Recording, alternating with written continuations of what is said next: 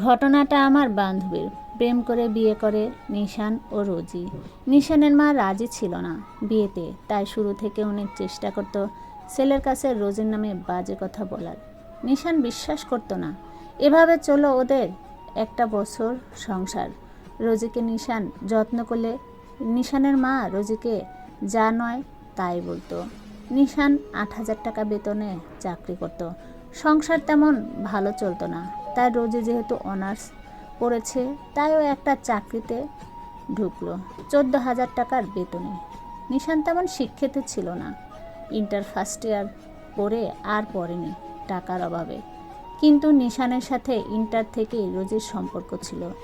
রোজি কিন্তু চাকরির নামে বাইরে খারাপ কিছু করতো না, পর্দা করে চাকরি করত, কারোর সাথে কথা বলতো না।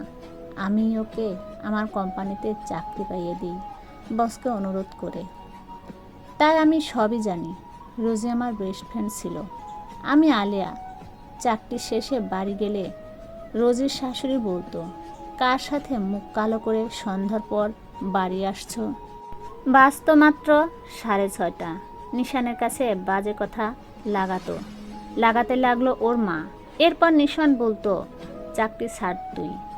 রোজি বলল, তুমি সংসার ভালো করে না চালাতে পারলে চাকরি তো আমাকেই করতে হবে। এটা নিয়ে ওদের মধ্যে অনেক ঝামেলা হতো।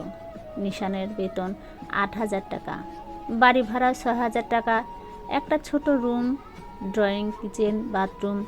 নিশানের মা খাটে ঘুমায় রুমে, রোজি আর নিশান ড্রয়িং রুমে পর্দা টাঙায় ঘুমায়। ভালো খাবার ভালো জামা পায় না, কিন্তু রোজির বাবা ভাই সরকারি চাকরিজীবী।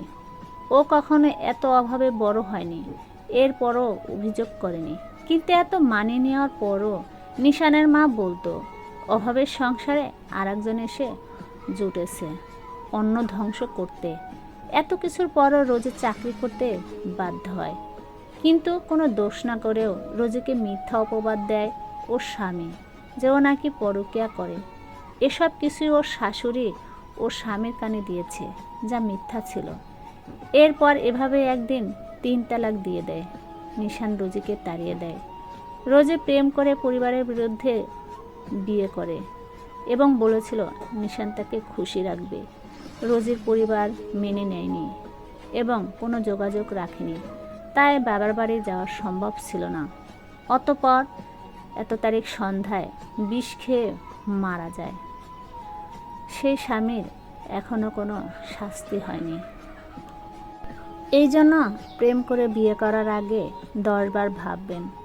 যদি প্রেম করে বিয়ে করারই হয় তাহলে 2 পরিবারের সম্বন্ধ দিয়ে তারপরে বিয়ে করুন, তাহলে এই রোজির মতো ঘটনাই ঘটবে।